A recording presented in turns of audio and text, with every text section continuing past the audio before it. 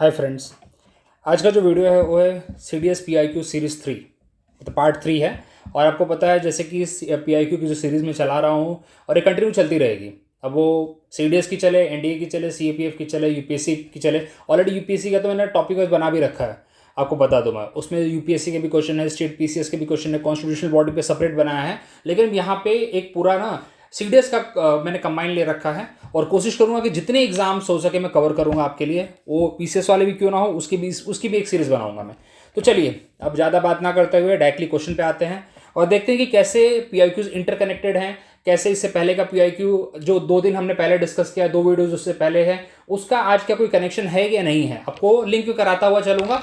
चलिए पहला question, the Sachar committee report 14-2, ये भाई इंडियन मुस्लिम्स है।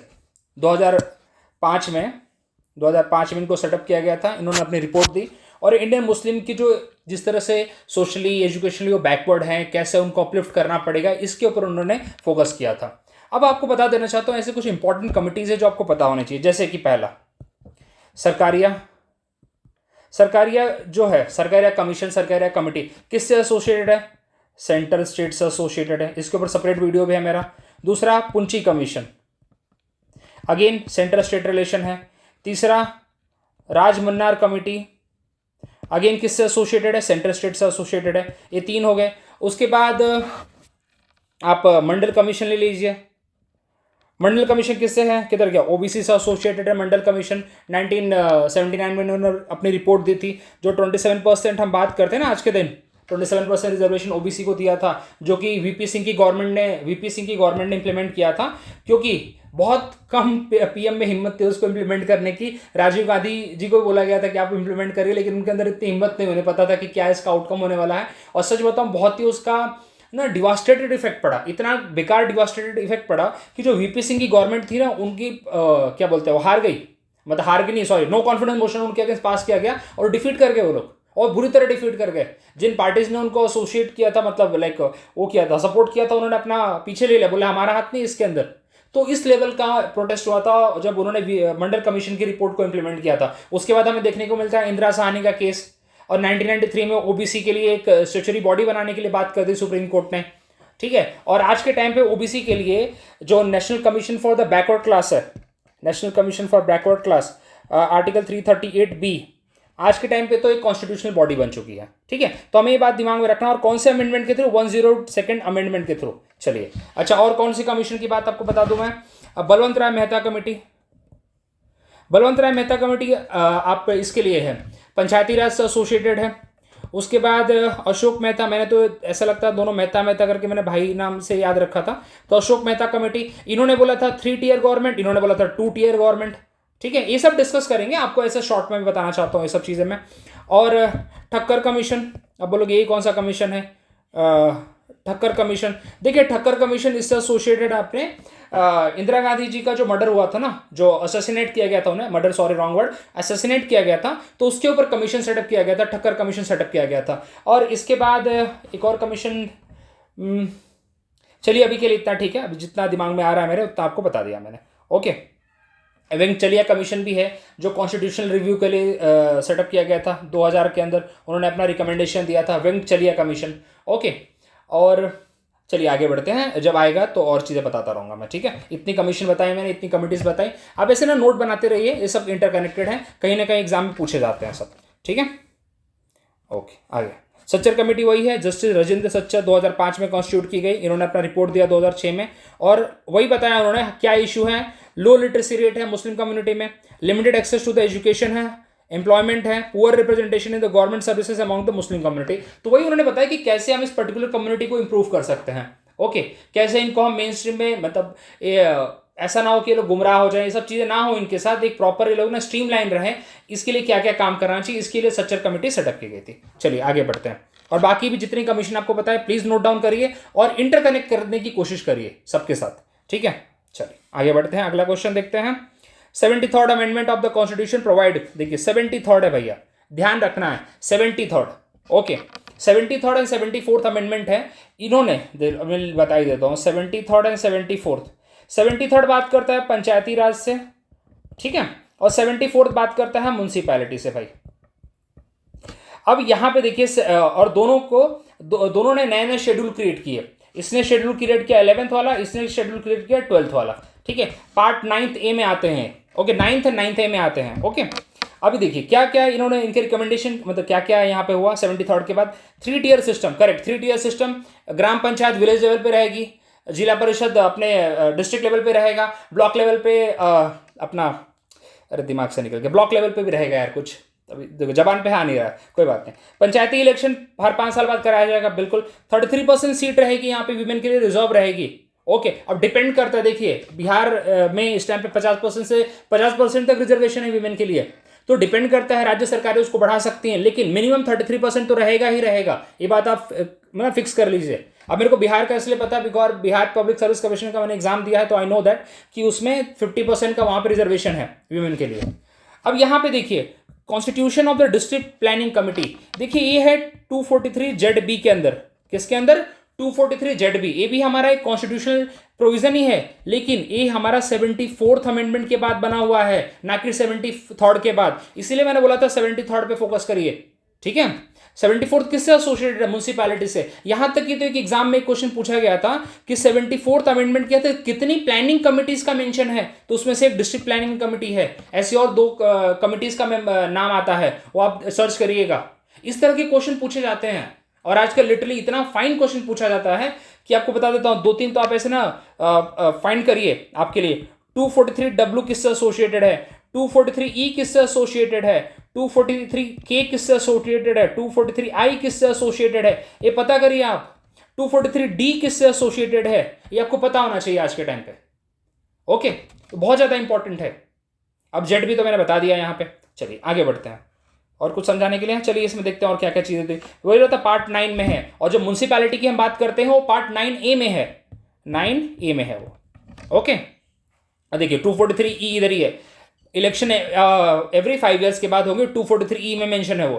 243B में क्या है, 3 टियर सिस्टम होगा, पंचायत, इंटरमीडिएट लेवल पे एंड डिस्ट्रिक्ट लेवल पे, 3 अलग अलग लेवल पे बॉडी बनाई जाएंगी। ओके, और हाँ एक और बात, चलिए बताना भूल गया, यहाँ पे दिख गया तो याद आ गया, लेकिन वहां पे बोला गया है कि 19 स्टेट में जिनकी पॉपुलेशन 20 लाख से ज्यादा है, यार 20 लाख से कम को तो हम म्युनिसिपल कॉर्पोरेशन नहीं बोलते हैं। ठीक है, यहाँ तो राज्य की बात हो रही है। ओके, जो कंडीशन है ना, जो हम बोलते हैं कि म्युनिसिपैलिटी है या ये नगर पंचायत है या फिर ये म्युनिसिपल कॉर्पोरेशन है, तो उसमें भी पॉपुलेशन के बेसिस पे ये तो है वो। ओके, चलिए 33% यहाँ पे होना चाहिए विमेन के लिए, 243D में लिखा हुआ है। एंड और किसके लिए होना चाहिए, seat for the schedule caste and schedule tribe. तो विमेन की रिजर्वेशन की बात की गई है और SC/ST की रिजर्वेशन की बात की गई है, लेकिन SC/ST की रिजर्वेशन की आप देखेंगे ना तो it is based on the proportion to the population. क्या बोल रहा हूं यहाँ पे, प्रोपोर्शन टू द देखिए हैंडराइटिंग मेरी खराब है, माफ करिए, थोड़ा देख लीजिएगा।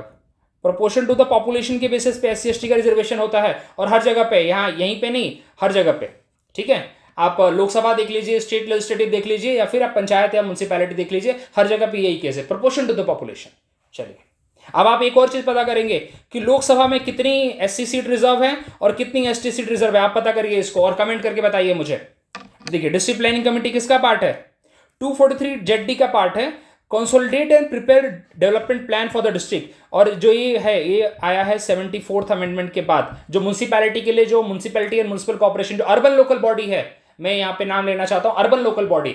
और जब बात करता हूँ यहाँ पे मैं 73rd के लिए, तो that is a rural local body की बात करता हूँ यहाँ पे, गांव के लिए और एक शहरों के लिए। चलिए ये सबसे अच्छा question number 3, which of the following would be constructed as a reasonable restriction. देखिए आपको एक बात बताना चाहता हूं मैं, हमारे जो फंडामेंटल राइट FR जो आप बोलते हैं ना, पार्ट 3 के अंदर आते हैं, कहां से कहां तक, आर्टिकल 12 से लेकर आर्टिकल 35 तक, इन सब के ऊपर आपको कहीं ना कहीं रीजनेबल रिस्ट्रिक्शन देखने को मिलेगा। अब देखिए एक लाइन आपके लिए बोलता हूं, फ्रीडम टू एक्सप्रेस बोला है यहाँ पे, तो इसका मतलब क्या मैं किसी के लिए गाली गलौज लिख सकता हूं क्या, नहीं भाई, that is subject to the morality. मैं किसी के मॉरल प्रिंसिपल को हर्ट नहीं कर सकता, मैं मॉरली रॉन्ग नहीं हो सकता। तो कहने का मतलब है कि एक लाइन आपके लिए बोलता हूं मैं, fundamental rights are negative in nature. इसका मतलब ये होता है कि उनके ऊपर एक रीजनेबल रिस्ट्रिक्शन है, एक इंपोज किया जाता है आपके ऊपर, भाई आपको ये सब चीजों पे ध्यान देना है, ये रोक टोक है, तो आपको मिलेगा ये रोक टोक फंडामेंटल राइट्स के ऊपर। आप बोलोगे फ्रीडम ऑफ मूवमेंट, अरे काय की मूवमेंट, काई की मूवमेंट। आप नॉर्थ ईस्ट के बहुत सारे एरिया में, या आपने न्यूज़ सुनी थी ना 2018 में, एक हमारे फॉरेनर थे, वो पता नहीं किसी अंडमान एंड निकोबार की किसी ट्राइब में बोले थे चलो उनको मैं मिल के आता हूँ, टपका दिया ना उधर। याद आई भाई? आपको याद होगा, सर्च कर लें। सेंट्रलिस्ट ट्राइब थी, सेंट्रलिस्ट ट्राइब, टपका दिया। काफी न्यूज में थी सेंट्रलिस्ट ट्राइब उस टाइम पे। क्यों भाई? जब बोला जा रहा है वहां पे नहीं जाना है, मत जाओ ना। क्यों पड़ी है? तो फ्रीडम ऑफ मूवमेंट की जब मैं बात करता हूं तो रीजनेबल रिस्ट्रिक्शन है वहां पे, ठीक है। चलिए अब यहाँ पे क्वेश्चन पे आता हूं, नहीं तो बोलेंगे फालतू बकवास कर रहा हूं मैं।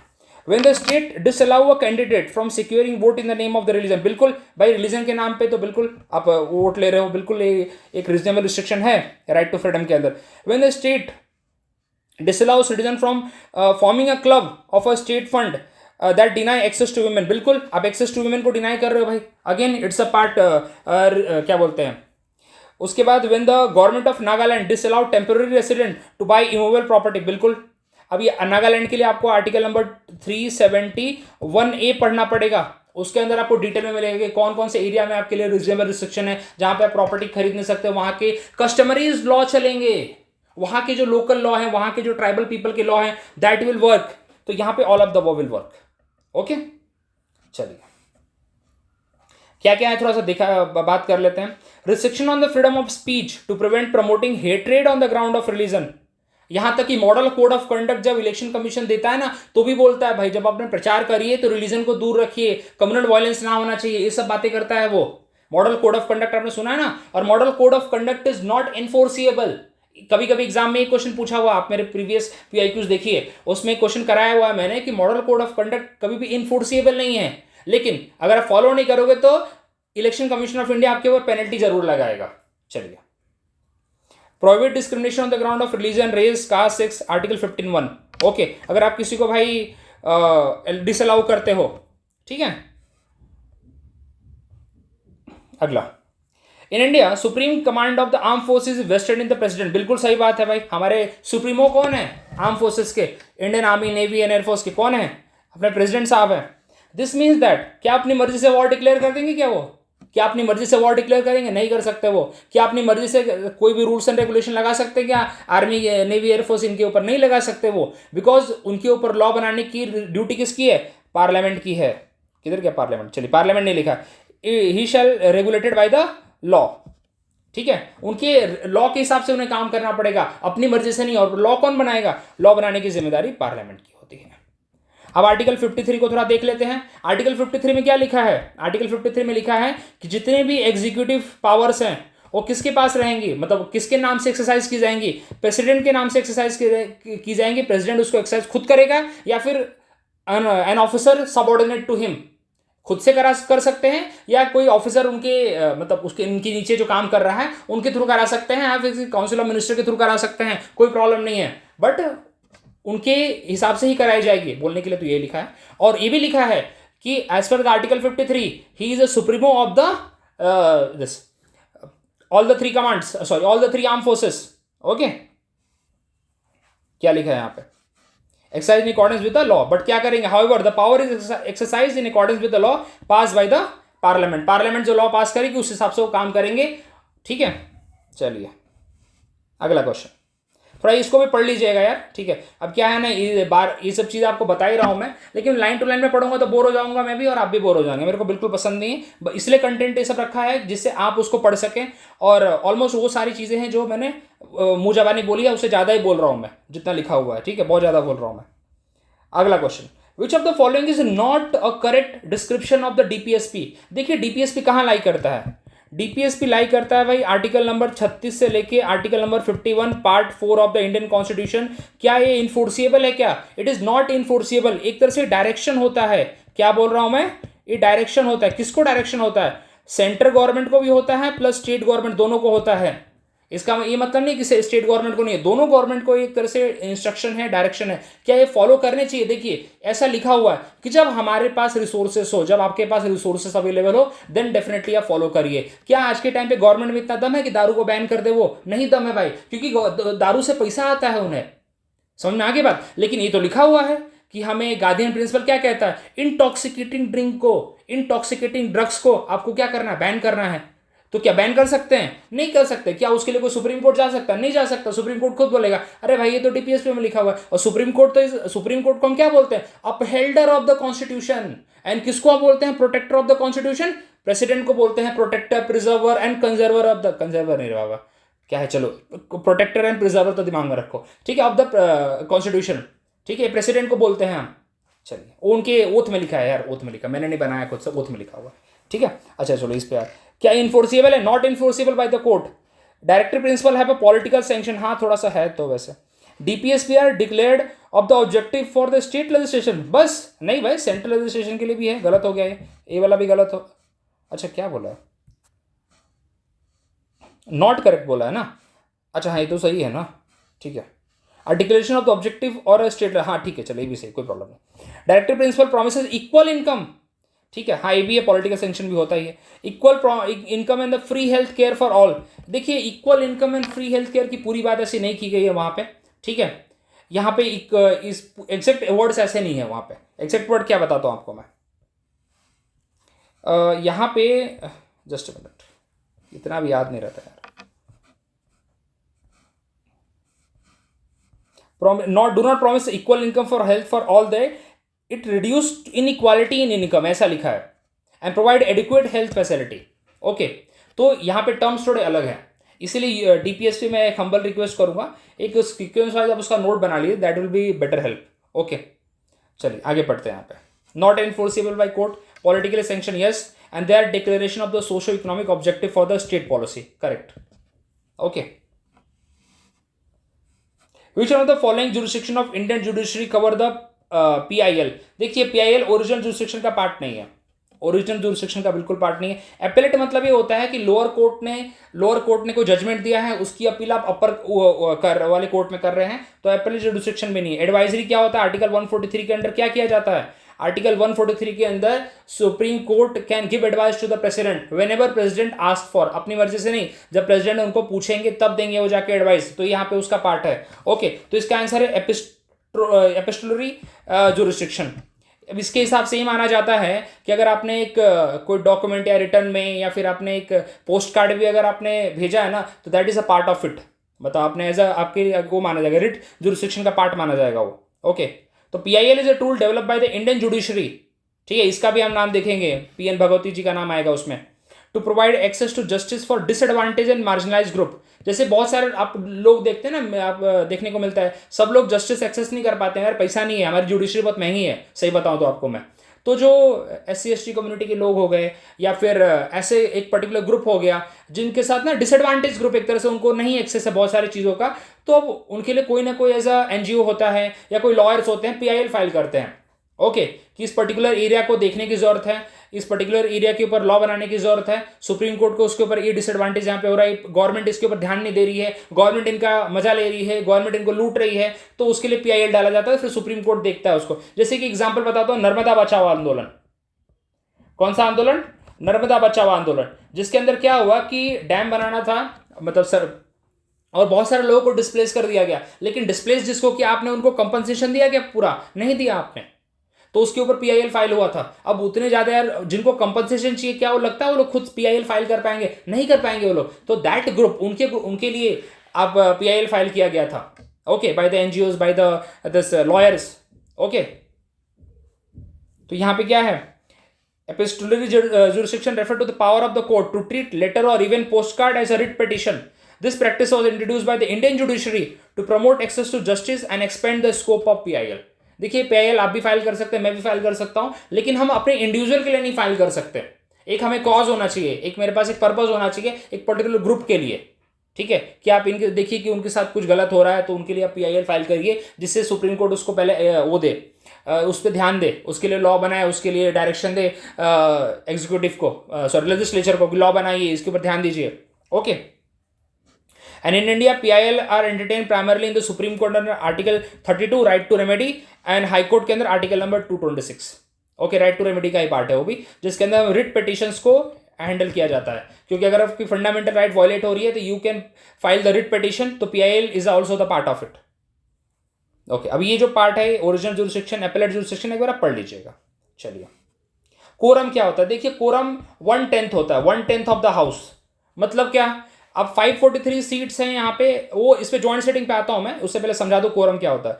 543 सीट्स होती है किसके अंदर, लोकसभा के अंदर। अब लोकसभा का सेशन बैठ रहा है, अब आप सोचेंगे ना मिनिमम कितने लोग चाहिए, तो मिनिमम इसका 10%, 1/10, तो 1/10 कितना होगा इसका 54.3, तो मान के चले 55 लोग चाहिए, मिनिमम 55 लोग होने चाहिए, तब जाके वो सेशन शुरू होगा। जैसे हमारा होता है ना कि हम कोई मीटिंग करते हैं, आपके वर्क प्लेस पे हो गया, या फिर स्टूडेंट की भी मीटिंग होती है यार, तो आप एज अ क्लास के मॉनिटर हैं या क्लास के रिप्रेजेंटेटिव हैं और आपको मीटिंग कर रही है, पूरी क्लास में से एक बच्चा आ रहा है, मीटिंग करोगे क्या, वो तो 1-to-1 डिस्कशन होगा। तो कम से कम कुछ होगा ना कि यार 15 लोग आए, 20 लोग आए, तब जाके मीटिंग की जाएगी, कुछ तो एक मिनिमम क्राइटेरिया रखेंगे ना, that quorum is a minimum criteria. ठीक है, that quorum is a minimum criteria. Okay, वो कौन डिसाइड करता है, स्पीकर डिसाइड करता है। स्पीकर, अगर स्पीकर देखेगा कि भाई 10% से कम लोग हैं, बोले चलो भागो यहां से, एडजॉर्न कर देगा सीधा वो सेशन को, बोले नहीं होगा। चलिए, अब ये 1/10 ही था ना, हाँ देखिए, अब ज्वाइंट सेटिंग आप बोलोगे यार तो यहाँ तो ज्वाइंट सेटिंग लिखा है, देखो भाई वो 108 नंबर का जो आर्टिकल है ना, उसके अंडर हम ज्वाइंट सेटिंग को बुला सकते हैं, ज्वाइंट सेटिंग को बुला सकते हैं। और ज्वाइंट सेटिंग इसलिए बुलाई जाती है कि एक बिल लोकसभा से पास हुआ है, राज्यसभा में जाके अटका है, और मैक्सिमम ड्यूरेशन 6 महीने का है, राज्यसभा ने 6 महीने तक उस बिल को अटका के रखा है, तो लोकसभा क्या बोलती है, गवर्नमेंट सॉरी प्रेसिडेंट को रिक्वेस्ट करती है, बोलती है भैया बुलाओ, ये मानने को तैयार नहीं, बुलाओ। और अभी तक 3 बार ज्वाइंट सेटिंग बुलाई गई है। वैसे जनरली ज्वाइंट सेटिंग नहीं बुलाने की कोशिश की जाती है, क्योंकि ज्वाइंट सेटिंग क्या करता है, राज्यसभा की पावर को कम करता है। क्योंकि जब ज्वाइंट सेटिंग बुलाई जाएगी तो 543 प्लस 245 राज्यसभा की स्ट्रेंथ है ना, इन दोनों को मिला के जितने भी लोग होंगे उसका सिंपल मेजोरिटी से पास किया जाएगा। आपको लगता है सिंपल मेजोरिटी से लोग पास नहीं कर देंगे लोकसभा वाले बिल? तो क्या किया उन्होंने राज्यसभा को ओवरराइड कर दिया, बोले राज्यसभा की पावर कम कर दी। इसीलिए ज्वाइंट सेटिंग का जो प्रिंसिपल है बहुत एक्सट्रीम सिचुएशन में यूज किया जाता है। हमको 75-76 साल हो गए ना आजाद हुए, कॉन्स्टिट्यूशन बने कितने साल हो गए, 50 में कॉन्स्टिट्यूशन हमने पारित किया था, अब देख लीजिए कितने 75 साल हो गए, 75 साल में से 3 बार बुलाया गया है। तो समझ के देखिए आप कि कितना वो इंपॉर्टेंट प्रोविजन है वो, जिसको हम बहुत कम एक्सेस करना चाहते हैं। तो अगेन वहां पे भी 1/10 का सिनेरियो रहेगा, क्योंकि कोई भी बिल जो सिंपल मेजोरिटी से पास करने वाला होता है उसी को बुलाया जाता है वहां पे।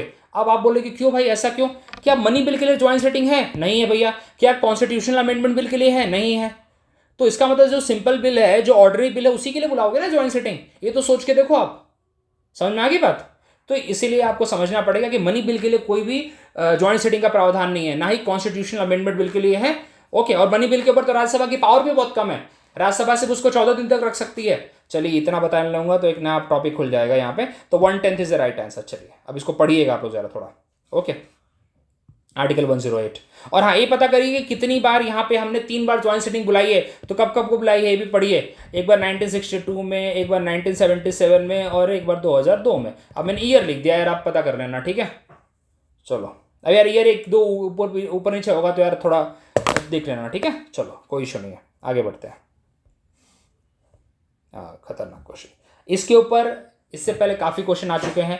जो कल मैंने PIQ कराया था इसके ऊपर आया था, मैक्स द फॉलोइंग, ठीक है। और ऊपर वाला क्वेश्चन भी जो था ना कोरम वाला ज्वाइंट सेटिंग के ऊपर, वो भी आ चुका है।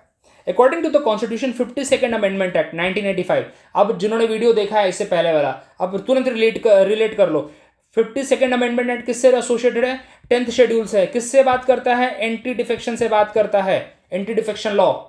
क्या क्या कंडीशन एंटी डिफेक्शन के लिए है, क्या क्या कंडीशन है भाई, जिसकी जो आप अगर ना करोगे, आप डिफेक्ट करोगे, पार्टी को धोखा दोगे, तो आपके ऊपर लगेगा।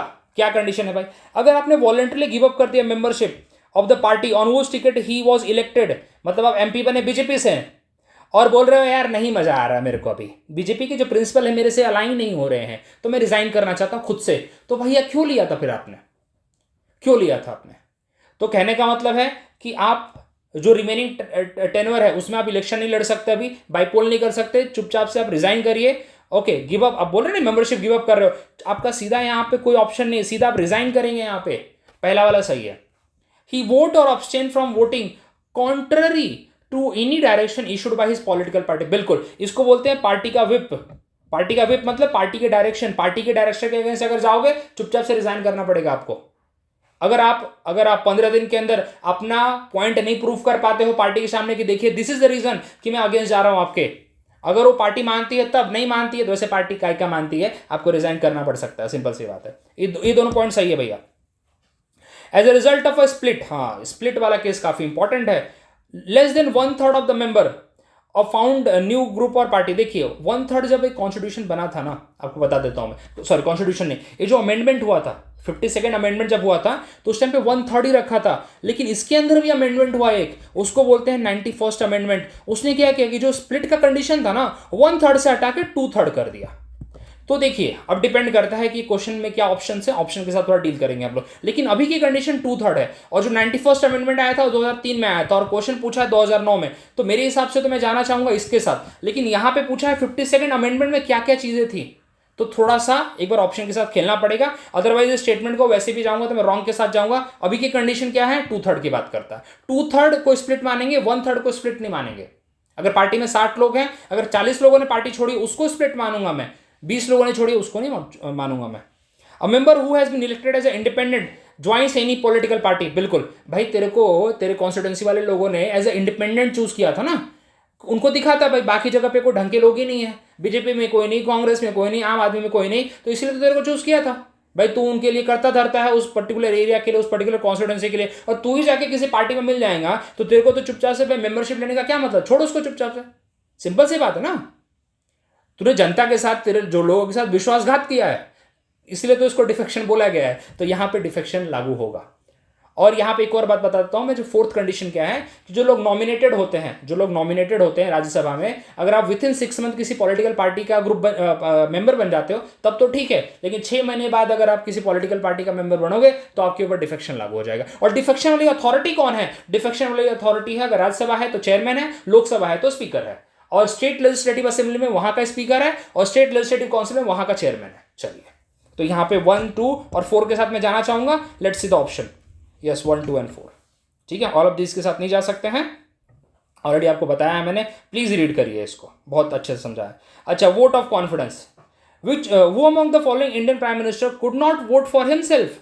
देखिए कोई भी पीएम हो, अगर वो राज्यसभा से है तो वो वोट अपने लिए नहीं कर सकता, क्योंकि वोट ऑफ कॉन्फिडेंस कहां पास होता है, ये पास होता है लोकसभा में।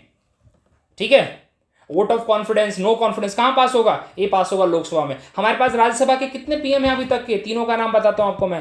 पहली हैं इंदिरा गांधी मैडम, दूसरे हैं एसडी देवगौड़ा साहब, और तीसरे हैं मनमोहन सिंह जी, जिनकी अभी निधन हुई है, तो यहां पे आंसर होगा मनमोहन सिंह। बाकी मुझे देखना भी नहीं है भैया, कोई मतलब ही नहीं है देख के, राज्यसभा से होना चाहिए पीएम। अब यहां पे एक और बात, पीएम भले राज्यसभा से हो, लेकिन उसकी रिस्पॉन्सिबिलिटी, उसकी कलेक्टिव रिस्पॉन्सिबिलिटी कहां होती है, उसकी कलेक्टिव रिस्पॉन्सिबिलिटी होती है लोकसभा में, as per the article 75 of the Indian constitution. ठीक है, चलिए। वीपी सिंह को तो भाई डिफीट हुआ था, आपको पता है ना, वीपी सिंह की अभी 1987 में नो कॉन्फिडेंस मोशन डिफीट हो गया था। पीवी नरसिम्हा राव जी तो नहीं है, इनके टाइम पे 1991 में ये पीएम थे, और इनके टाइम पे एलपीजी रिफॉर्म आया था, एलपीजी गैस नहीं रे बाबा, क्या है देखो, मैं खुद दिमाग से स्किप हो गया मेरे, अभी मैं लिक्विफाइड पेट्रोलियम गैस ही सोचने लगा मैं, लिबरलाइजेशन, प्राइवेटाइजेशन और ग्लोबलाइजेशन। ठीक है, इसलिए होता है जब फ्लो खराब होता है कभी कभी तो वही सोचने लगते हैं। एलपीजी रिफॉर्म इन्होंने लाया था। ओके, आपको पता है उसके बाद इंडियन मार्केट को ओपन किया गया था, और कितना स्ट्रॉन्ग कंपटीशन हमें फेस करना पड़ता है, एवरीथिंग वी नो। ओके, तो वो हमारा काफ़ी डिफिकल्ट फेस था। वैसे उस टाइम पे ऐसा लगा था कि फाइनेंशियल इमरजेंसी लगा दी जाएगी अंडर आर्टिकल 360, लेकिन ऐसा हुआ नहीं, मतलब खुदा ना खास्ता करे हमारे यहाँ पे फाइनेंशियल इमरजेंसी लगे कभी, बट नहीं लगा। ठीक है, चलिए, तो यहाँ पे मनमोहन सिंह जी हैं भाई। Okay, as he was a member of Rajya Sabha, could not vote in the Lok Sabha during vote of confidence. चलिए, बाकी तो मतलब यहाँ पे है, कोई मतलब नहीं है। विच of the following state does not have a Vidhan Parishad. Vidhan Parishad मतलब अपर हाउस भाई, विधान परिषद मतलब अपर हाउस। ठीक है, कहां पे अपर हाउस है, देखिए मैं आपको बता देता हूं, मैं अपर हाउस मैंने कैसे याद रखा है, और इसको याद रखने का तरीका बताता हूं मैं, मेरा अपना तरीका है, आपका अलग अलग हो सकता है। देखिए मेरा नेटिव यूपी का है, तो यूपी में है, यूपी के पड़ोस में बिहार आता है, यूपी बिहारी भाई भाई वैसे मानते तो नहीं है, बट दोनों के पास है लेजिस्लेटिव काउंसिल, विधान परिषद। मैं रहता हूं महाराष्ट्र में, महाराष्ट्र के बगल में आता है कर्नाटका। ठीक है, इन दोनों के पास है। और 2014 में एक स्टेट बना था जिसका नाम है तेलंगाना, और उसका भाई आंध्रा। ठीक है, आंध्रा से अलग होकर बना था ना, तो इस तरह से 6 स्टेट ऐसे हैं जिनके अंदर लेजिस्लेटिव काउंसिल है। और एक यूनियन टेरिटरी है अपना JNK, वहाँ पे भी है। तो 6 स्टेट की यहाँ पे बात हो रही है। कहाँ पे नहीं है? तमिलनाडु में नहीं है। तमिलनाडु में थी पहले, 1986 में उन्होंने हटा दिया। अब आपके दिमाग में क्वेश्चन आना चाहिए कि कौन से आर्टिकल के तहत स्टेट लेजिस्लेटिव काउंसिल, कौन से आर्टिकल के अकॉर्डिंग स्टेट लेजिस्लेटिव काउंसिल को पावर मिलती है कि वो अपने यहाँ पे अपने यहाँ पे काउंसिल या विधान परिषद को एबॉलिश कर सकते हैं, एस्टैब्लिश कर सकते हैं। वो है आर्टिकल नंबर 169। और कौन सी मेजोरिटी से? सिंपल मेजोरिटी से। ठीक है। और किसको पावर है? स्टेट लेजिस्लेटिव असेंबली को। पार्लियामेंट को पावर की बात नहीं हो रही, स्टेट लेजिस्लेटिव असेंबली को पावर है यहाँ पे। अप्रूवल उसको देता है पार्लियामेंट बाय द वे, लेकिन स्टेट लेजिस्लेटिव असेंबली से, उस पर्टिकुलर स्टेट लेजिस्लेटिव असेंबली से वो पास होना चाहिए बिल पहले, फिर जाके पार्लियामेंट में टेबल होगा, पार्लियामेंट में पास हो जाता है, कोई बड़ी बात नहीं है वो। चलिए, तो ये स्टेट्स हैं। ठीक है, ये 6 स्टेट है।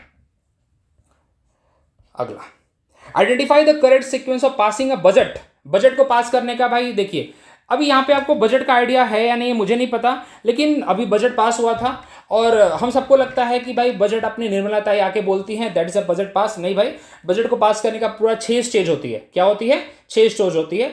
अभी किसी को नहीं पता होगा तो सबसे आखिरी में, अगर आपको थोड़ा मनी बिल का भी आइडिया है ना, तो आप इतना लिंक लगा सकते हैं कि डिस्कशन ऑफ द बजट तो सबसे ऊपर नहीं होगा, डिस्कशन ऑफ द बजट सबसे पहले होना चाहिए। बजट पास करने से, जैसे आपको खुद पॉलिसी कोई बनानी है, हम एज एक टीम के कैप्टन हैं और हमको कोई पॉलिसी बनानी है, कुछ करना है, तो हम पहले डिस्कशन करेंगे ना भाई। तो यहाँ पे सबसे पहले डिस्कशन आना चाहिए। देखो कहाँ कहाँ डिस्कशन है, C और D में सबसे पहले डिस्कशन है, तो हम उसके ऊपर सोचेंगे। और सबसे आखिर में अप्रोप्रिएशन बिल होना चाहिए। कहाँ पे है? D में। बाकी मुझे नहीं पता भाई, बाकी मैनेज कर लूंगा। कैसे? देखिए, अप्रोप्रिएशन बिल सबसे आखिरी में पास होता है, कितना फंड किसके लिए इशू करना है, ये सब पास होता है वो। और appropriation bill is nothing but a money bill. ठीक है, appropriation bill is nothing but a money bill. अब कौन से 6 स्टेजेस हैं पास करने के? पहला स्टेज क्या होता है? Preparation of budget. माफ करना है, हैंडराइटिंग बहुत ही बेकार है मेरी। प्रिपरेशन ऑफ बजट पहला है। दूसरा क्या है? जनरल डिस्कशन है, जो यहां पे दिया था। ठीक है, दूसरा स्टेज है वो। तीसरा स्टेज क्या होता है? स्क्रूटनाइज किया जाता है, उसको स्क्रूटनी की जाती है बाय द डिपार्टमेंट्स, अलग अलग डिपार्टमेंट्स के पास भेजा जाता है। तीसरा स्टेप है। फोर्थ स्टेप क्या है भाई? फोर्थ स्टेप है वोटिंग ऑन द डिमांड। ठीक है, जब तक बजट पास होगा तब तक छोटे छोटे जो अमाउंट है उसको पास कर दिए जाएंगे। ठीक है, वोट ऑन द डिमांड। ठीक है, फिफ्थ वाला क्या होगा यहाँ पे? Passing the appropriation bill. और फिफ्थ वाला क्या होगा? Passing the finance bill. Finance bill से 6 स्टेज है इसके लिए। ठीक है, कौन से आर्टिकल में आता है बजट? क्या बजट वर्ड लिखा हुआ है हमारे कॉन्स्टिट्यूशन में? देखिए, बजट जैसा कोई वर्ड नहीं लिखा है। ऐसे मतलब ऐसे ना बातों में मत फंसिए। बजट जैसा कोई वर्ड नहीं। कौन सा वर्ड लिखा है? एनुअल फाइनेंशियल स्टेटमेंट वाला वर्ड लिखा है यहाँ पे। एनुअल फाइनेंशियल स्टेटमेंट लिखा है यहाँ पे, नॉट बजट। ये बात भी पता होना चाहिए आपको। कितने आर्टिकल? आर्टिकल 112 से लेकर आर्टिकल 117। अब थोड़ा सा आर्टिकल गिनवा देता हूँ जरा, यहाँ पे इंपॉर्टेंट हो जाता है। आर्टिकल 107 क्या बोलता है? ऑर्डिनरी बिल की बात करता है। आर्टिकल 108 अभी पढ़ा है मैंने, ज्वाइंट सिटिंग की बात करता है। Article 109 procedure for money bill की बात करता है यहाँ पे। आर्टिकल 110 खुद बोलता है मनी बिल के बारे में। और आर्टिकल 110 क्लॉज 3 कौन सर्टिफाई करेगा मनी बिल? स्पीकर सर्टिफाई करेगा मनी बिल। आर्टिकल 111 आर्टिकल 111 में क्या बोला गया है? Consent for a bill. ठीक है, प्रेसिडेंट के पास जब बिल जाएगा तो बिल के ऊपर कैसे एक्ट करेंगे प्रेसिडेंट? तो president assent on the bill. और आर्टिकल 112 एनुअल फाइनेंशियल स्टेटमेंट। ये चीजें। चलिए आगे बढ़ते हैं। अभी देखिए, सब आप पढ़ लीजिए इसको जरा, ये थोड़ा किताबी ज्ञान लीजिए। ओके, इसके ऊपर अलग से डिस्कशन करूंगा मैं, बजट पास कैसे होता है, तो उसके ऊपर हम आराम से डिस्कस करेंगे। Which are the following commission not provided in the constitution of India? कहने का मतलब सीधा सीधा पूछ रहा है कि कौन सा कॉन्स्टिट्यूशनल बॉडी है, कौन सा नहीं है। यूपीएससी है ना भाई, आर्टिकल नंबर 315 से लेके 323। फाइनेंस कमीशन है ना 280 में। इलेक्शन कमीशन भी है 324 में। प्लानिंग कमीशन देखो 2009 का क्वेश्चन है ना, आज पूछा जाएगा नीति आयोग के बारे में। क्या पूछा जाएगा भैया? नीति आयोग के बारे में। तो नीति आयोग ने रिप्लेस किया था प्लानिंग कमीशन को कौन सी तारीख को? 1 जनवरी 2015 में किया था। तो नीति आयोग या फिर प्लानिंग कमीशन कौन सी बॉडी है? एग्जीक्यूटिव बॉडी है, गवर्नमेंट के चलती है। इसका चेयरमैन कौन है? इसका चेयरमैन है पीएम। वाइस चेयरमैन इस टाइम पे कौन है आप बताइए? ठीक है, पहले वाइस चेयरमैन कौन थे? पंगरिया जी थे। ठीक है, एग्जाम में आया हुआ है बाबा, पंगरिया जी के ऊपर पूछा हुआ था 2015-16 में, पढ़ना है अपने को। ठीक है, अब पूछ लिया तो ओके, ये सब दिमाग में रखो, कोई बात नहीं। Planning commission was not a constitutional body, तो स्टेचुरी बॉडी भी नहीं है भाई, लॉ से भी पास नहीं हुआ है, सिर्फ गवर्नमेंट ने अपने लिए क्रिएट कर रखा है वो, ठीक है। नेहरू जी को इसी के लिए वो काफ़ी ज़्यादा ना बैकलैश फेस करना पड़ा था कि जब फाइनेंस कमीशन बना था तो फाइनेंस कमीशन को ही आपने क्यों नहीं परमानेंट बॉडी बनाया। फाइनेंस कमीशन मालूम है आज के टाइम पे क्या है, जब प्रेसिडेंट उसको थिंक फिट है, जब प्रेसिडेंट को लगता है तो प्रेसिडेंट उसको बुलाता है, जब भी उसे ठीक लगे, वैसे तो 5 साल के लिए बुलाना चाहिए, ठीक है। और अभी के जो फाइनेंस कमीशन के चेयरमैन है वो पनगरिया जी हैं, इसीलिए पनगरिया जी का नाम ले रहा हूँ इतना मैं, ठीक है। अभी का जो फाइनेंस कमीशन है ना उसके ऊपर मेंबर्स याद होने चाहिए आपको, कौन कौन से मेंबर हैं, हेड उसके पनगरिया जी हैं। चलिए, किससे पास हुआ था ये प्लानिंग कमीशन, एग्जीक्यूटिव रिजोल्यूशन 1950 में बना था, ओके। अभी नीति आयोग कर दिया उसको, यहाँ तक कि national institution for transforming India, इसका फुल फॉर्म भी पूछा हुआ है, कितनी बार पूछा हुआ है, इंडिया वाले बच्चों रिलेट कर सकते हैं, सीडीएस में भी पूछा था एक बार, सीएपीएफ में भी पूछा था एक बार, ठीक है। यूपीएससी ने बिल्कुल मौका नहीं छोड़ा गवर्नमेंट को इंप्रेस करने का। चलिए, ये सब आपको बता दिया है मैंने। क्या क्या काम है भाई इलेक्शन कमीशन का, ये सोचा बता दूं, superintendence, direction and control of the election to the parliament. हाँ, ये बिल्कुल बहुत इंपॉर्टेंट चीज, कौन कौन से भाई ऑफिसेस हैं जिसका इलेक्शन कंडक्ट कराती है इलेक्शन कमीशन, कौन कौन सा है भैया, पार्लियामेंट है, पार्लियामेंट मतलब लोकसभा राज्यसभा दोनों, स्टेट लेजिस्लेचर मतलब स्टेट लेजिस्लेटिव असेंबली की बात कर रहा हूँ, और प्रेसिडेंट और वाइस प्रेसिडेंट की बात हो रही है यहाँ पे। और एक और बात, प्रेसिडेंट और वाइस प्रेसिडेंट से अगर इलेक्शन में कोई प्रॉब्लम होती है तो किसके पास जाएगा, वो जाएगा सुप्रीम कोर्ट के पास, सुप्रीम कोर्ट के पास जाएगा। सुप्रीम कोर्ट का इसके अंदर ओरिजिनल जुरिस्डिक्शन है भैया, प्रेसिडेंट और वाइस प्रेसिडेंट की बात कर रहा हूँ, ठीक है। पार्लियामेंट और स्टेट लेजिस्लेचर की बात नहीं की मैंने यहाँ पे, उनका दोनों में जा सकता है, हाईकोर्ट में भी जा सकता है, ठीक है। चलिए, मतलब स्टेट लेजिस्लेचर का तो जा सकता है, ठीक है। चलिए, पार्लियामेंट का वहीं पे जाएगा सुप्रीम कोर्ट के पास, ओके। आगे बढ़ते हैं। अच्छा, एक और बात है, ये भी रिलेट कर देना चाहता हूँ। पहला भाई कौन था, पहला election commissioner, chief election commissioner कौन था, CHIEF, चीफ इलेक्शन कमिश्नर कौन था पहला, सुकुमार सेन। कौन, सुकुमार सेन थे पहले, ठीक है, ओके। आगे बढ़े कि और कुछ बता दो इसमें। अच्छा हाँ, 61st amendment act, 61st constitutional amendment act क्या हुआ, 21 साल से लेके 18 साल एज कर दी गई थी, ठीक है। और इसके बाद हमें एक और चीज देखने को मिलती है, election commission of India is a multi member body, 3 member हैं, लेकिन जब गठन हुआ था उसका तो उस टाइम पे सिंगल मेंबर बॉडी थी, लेकिन जब 61st अमेंडमेंट आया तो क्या हुआ कि ज्यादा जनता आएगी ना यार वोट डालने के लिए। 18 साल आपने कर दिया तो 3 साल का आपने जो गैप कम किया तो डेफिनेटली बहुत ज़्यादा लार्ज अमाउंट में मेंबर्स आएंगे यहाँ पे, तो वो सब सोच के मल्टी मेंबर बॉडी बना दिया गया इलेक्शन कमीशन ऑफ इंडिया को, ओके। उसके अंदर 3 मेंबर हैं, एक चीफ है और 2 इलेक्शन कमिश्नर हैं।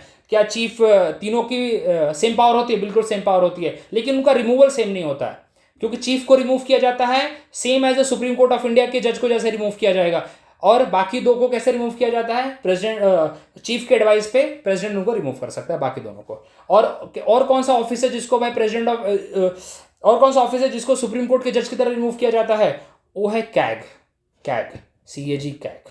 चलिए आगे बढ़ते हैं। A person who was born on 26 January 1951 is Rangoon, Rangoon मतलब म्यांमार के कैपिटल।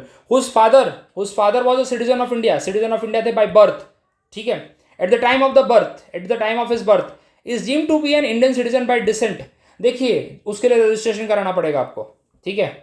उसके लिए आपको डिसेंट नहीं बोल सकते, बिकॉज उसके लिए आपको रजिस्ट्रेशन कराना पड़ेगा, ठीक है। क्योंकि पैदा कहाँ हुआ है, वो रंगून में पैदा हुआ ना, तो इंडियन कॉन्सुलेट में जाके वो कराना पड़ेगा आपको कि भाई हाँ मतलब हमारा बेटा पैदा हुआ है, रजिस्ट्रेशन कराना पड़ेगा, तब जाके वो इंडियन सिटीजनशिप उसे मिलेगी। A person who was born on July 1st 1988 Itanagar, अपना एरिया है यार Itanagar, whose mother is a citizen of India at the time of his birth but father was a not. देखिए सीधी बात है, आपके माँ बाप में से कोई भी अगर एक इंडियन था बाय बर्थ और इंडिया में पैदा हो रहे हो, आप इंडियन सिटीजन हो, बात खत्म। क्या बोला मैंने, आपके माँ बाप में से कोई भी, आइदर मम्मी पापा में से कोई भी हो, ओके, अगर आप और इंडिया में बर्थ है आपका, you are the Indian citizen by default. हमारे यहाँ पे 3 तरीके से इंडियन सिटीजनशिप मिलती है। पहला तो हम, क्या आपने सोचा है कि हम कभी बोलते हैं कि अरे यार हमें सिटीजनशिप एक्वायर करने की जरूरत है, अरे हमारे माँ बाप इंडियन है, हम पैदा हो गए, बात खत्म, बाय बर्थ, ठीक है। बाय रजिस्ट्रेशन मतलब आप जैसे फॉरेन में पैदा हुए लेकिन आपके इंडियन माँ बाप जो थे, इंडियन माँ बाप थे बेसिकली, तो आप वहाँ के कॉन्सुलेट में जाके, ओके, या फिर आप काफ़ी लंबे टाइम से इंडिया में रह रहे हैं तो भाई न्यूट्रलाइजेशन, ये तरीके होते हैं, ठीक है। इसको पढ़ लीजिएगा आप। हाँ, यहाँ पे सेकंड स्टेटमेंट सही हो गया, फर्स्ट वाला गलत हो गया, ठीक है। Registered at the Indian consulate. ठीक है, क्या क्या तरीके हैं यहाँ पे दिया है, क्या चलिए नहीं दिया कोई बात नहीं, बट ये आपको इतना पता होना चाहिए। और सिटीजनशिप जो हमारा है वो सिटीजनशिप एक्ट हम कैसे पास कर सकते हैं, सिटीजनशिप अमेंडमेंट एक्ट होते हैं ना, जो हमारा जो बोलते हैं CAA बहुत फेमस था भाई। शाहीन बाग में काफ़ी बड़ी मीटिंग लगी थी इसके लिए, आपको पता होगी। ठीक है, पता है ना शाहीन बाग, हाँ शाहीन बाग ही है रे बाबा, गलत तो नहीं बोल रहा मैं, चलो हाँ। तो CAA के ऊपर तो था वो, और CAA के ऊपर आपको जो भी अमेंडमेंट पास करना तो कैसे करोगे आप, सिंपल मेजोरिटी से करोगे भाई, सिंपल मेजोरिटी से। उसके लिए आपको आर्टिकल 368 को इन्वोक करने की जरूरत नहीं है। ठीक है, who among the following was a elected president unopposed, कल ही बताया था रे बाबा, नीलम संजीवा रेड्डी। नीलम संजीवा रेड्डी पहले स्पीकर थे, ठीक है, स्पीकर थे वो। उसके बाद स्पीकर का पद छोड़ने के बाद वो क्या, उन्होंने कंटेस्ट किया इलेक्शन, और जनता गवर्नमेंट के टाइम पे वो प्रेसिडेंट बने थे। ठीक है, नीलम संजीवा रेड्डी अनअपोज्ड, कोई उनके अपोजिशन में नहीं खड़ा था भाई, अनअपोज। आपको पता है राजेंद्र प्रसाद पहले हैं और सबसे लॉन्गेस्ट सर्विंग, 10 साल इन्हें ये रहे थे। उनके पास राधा कृष्णन जी आते हैं उसके बाद अपने 5 साल के लिए। उसके बाद आते हैं डॉक्टर जाकिर हुसैन जिनकी डेथ हो गई थी। उसके बाद आते हैं वीवी गिरी। ओके चलिए, इसका उसके बाद आते हैं अपने फखरुद्दीन अली अहमद, फिर आते हैं नीलम संजीवा रेड्डी। तो नीलम संजीवा रेड्डी 6th हैं भाई, सीक्वेंस भी पढ़ लियो, सीक्वेंस भी पढ़ लियो, ये लोग सीक्वेंस भी पूछते हैं। ठीक है, तो मैं कैसे बताया, डॉक्टर राजेंद्र प्रसाद पहले हैं, राधा कृष्णन जी दूसरे हैं, तीसरे यहाँ पे डॉक्टर जाकिर हुसैन, और डॉक्टर जाकिर हुसैन पहले हैं जिनकी ऑफिस में डेथ हुई थी, मतलब वो कार्यकारी थे उस टाइम पे, कार्य मतलब थे। ऐसा तुमको लगेगा कि ऑफिस में बैठे बैठे मर गए, नहीं, ऐसा नहीं बोलते। 4th वाला थे वीवी गिरी। ठीक है, 5th थे फखरुद्दीन अहमद, और फखरुद्दीन अहमद ही थे जिनके टाइम पे इमरजेंसी लगी थी, और ये भी ऑफिस में जिनकी डेथ हुई थी, ये 2nd है। और 6th थे अपने नीलम संजीवा रेड्डी। अब कैसे याद रखोगे कि 2 ऐसे प्रेसिडेंट जिनकी ऑफिस में डेथ हुई थी, दोनों मुस्लिम हैं, डॉक्टर जाकिर हुसैन और डॉक्टर फखरुद्दीन अली अहमद। और फखरुद्दीन अली अहमद वही हैं जिनके टाइम पे इमरजेंसी लगी थी, इंदिरा गांधी जी ने 77 में इनकी डेथ हुई थी, इलेक्शन कराया गया था 1977 में, और नीलम संजीवा रेड्डी से जीते थे अनअपोज्ड। चलिए आगे बढ़ते हैं, इलेक्टेड अनअपोज्ड। ठीक है, चलिए वो तो इसकी डिटेल में अब क्या जाना। हाँ, आर्टिकल 54, चलो अब आ गया तो समझा देता हूँ, सामने दिख गया मुझे, वैसे इसका कोई कंटेक्स्ट नहीं था, बट चलिए इलेक्टोरल कॉलेज की बात करते हैं कि प्रेसिडेंट के इलेक्टोरल कॉलेज में कौन कौन हो सकता है। आपको पता है ये इलेक्टेड मेंबर्स होते हैं दोनों हाउस के पार्लियामेंट के, दोनों लोकसभा राज्यसभा दोनों के होते हैं, प्लस स्टेट लेजिस्लेटिव असेंबली के इलेक्टेड मेंबर होते हैं, प्लस उन यूनियन टेरिटरी के इलेक्टेड मेंबर्स होते हैं जहां पे लेजिस्लेटिव असेंबली है, जैसे कि दिल्ली एंड पुडुचेरी। वैसे तो JNK में भी है, लेकिन अभी तक JNK को इंक्लूड नहीं किया गया है, ये बात मेरा स्पेसिफिकली बोलने का है। और दिल्ली एंड पुडुचेरी को इन्होंने कब ऐड किया था, दिल्ली एंड पुडुचेरी को भी स्टार्टिंग में नहीं ऐड किया था, दिल्ली एंड पुडुचेरी को इन्होंने 70th कॉन्स्टिट्यूशनल अमेंडमेंट के बाद ऐड किया इन्होंने, कॉन्स्टिट्यूशनल अमेंडमेंट, CAA इसको भी बोलता हूं मैं प्यार से। ठीक है, तो आपको मैंने आज 2 अमेंडमेंट बताया, 61st बताया जिसके अंदर हमने एज कम की थी 21 साल से 18 साल, और 70th बताया मैंने। ठीक है, चलिए आगे बढ़ते हैं। Which of the following right conferred by the Constitution of India is also available to non-citizen? देखिए नॉन सिटीजन के लिए मतलब फॉरेनर के लिए, कहने का मतलब ये है, कौन कौन से आर्टिकल हैं बता देता हूं आपको मैं, सॉरी कौन कौन से ऐसे आर्टिकल हैं, मैंने देखो उल्टा याद रखने का कभी भी, जो सिर्फ इंडियन सिटीजन के लिए, सिर्फ और सिर्फ हमारे लिए है। ठीक है, जो भारतीय के लिए है, वो कौन से आर्टिकल है, आर्टिकल 15, आर्टिकल 16, आर्टिकल 19 और आर्टिकल 29 और 30। ये हम भारतीयों के लिए है, और बाकी जितने आर्टिकल है सबके लिए सोचने का नहीं।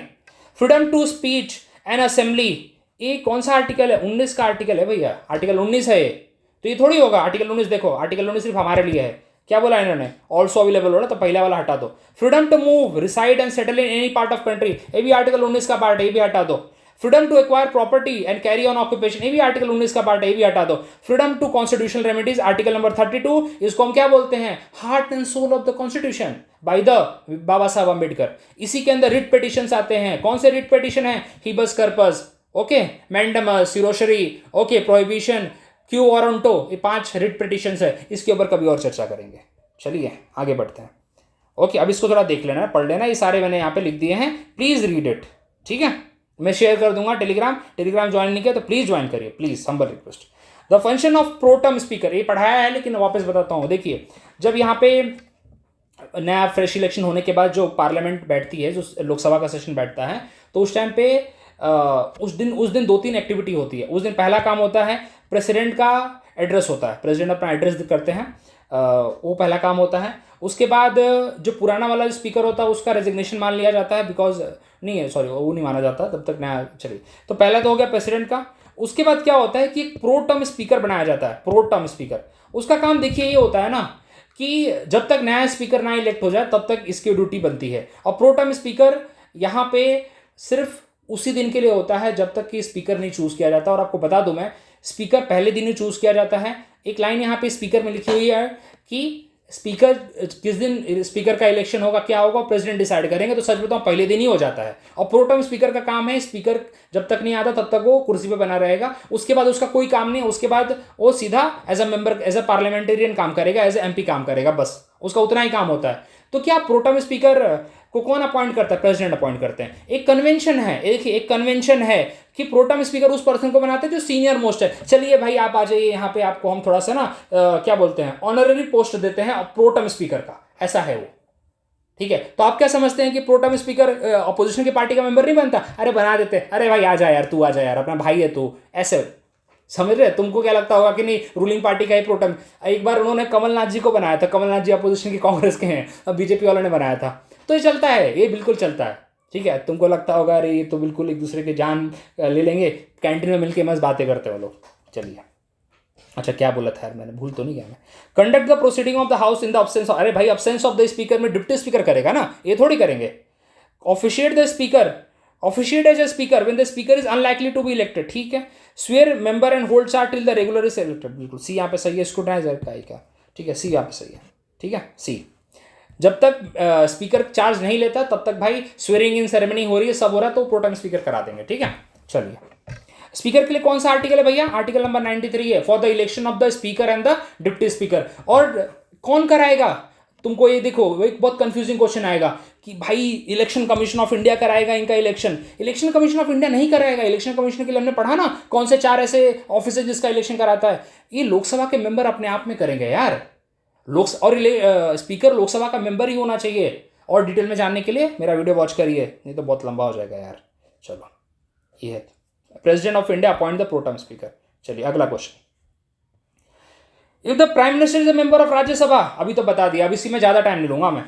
ही has to get elected within the, का कोई जरूरत नहीं है, सिर्फ इतना बोला गया है आर्टिकल 75 में कि आइदर हाउस में से किसी भी हाउस का मेंबर होना चाहिए। ये कहीं नहीं बोला गया है कि वो राज्यसभा का मेंबर नहीं हो सकता, तो पहला स्टेटमेंट गलत है। He can declare the government policy only in the Rajya Sabha. क्यों भाई? लोकसभा में बिल्कुल कर सकता है, लोकसभा का है तो राज्यसभा में भी कर सकता है, कोई प्रॉब्लम नहीं है। ठीक है, आपने देखा पीएम मोदी राज्यसभा में भी बोलते हैं, अभी 2-3 बार आप लोग थोड़ा सर्च करिएगा तो देखिए थोड़ा सा ना, अगर आप करंट अफेयर या जो चीज़ें चलती रहती हैं ना इंस्टाग्राम पे और यूट्यूब पे, उसको भी थोड़ा फॉलो करते रहेंगे ना, पॉलिटिक्स वाली चीज़ें, तो भी आपको समझ में आएगा। एक ऐसी मैं रील देख रहा था जिसके अंदर मोदी जी भाषण दे रहे हैं, ऐसी मजे ले रहे थे, वो भी लेते ही है ना, उसके अंदर राज्यसभा के अंदर। ठीक है, उनको संबोधित कर रहे थे, हमारे वाइस प्रेसिडेंट को संबोधित कर रहे थे वो कुछ। ठीक है, चलिए तो सी बी वाला गलत है। He can take part in the voting when the vote of the no confidence in under consideration. He can not take part, बिल्कुल ही कैन टेक पार्ट, अभी तो डिस्कस किया हमने। He can take part in the budget deliberation in the Lok Sabha, बिल्कुल he can, sorry he can not take part, क्या बोला था अभी? अच्छा हाँ, ये वाला सही होगा, ही कैन टेक पार्ट।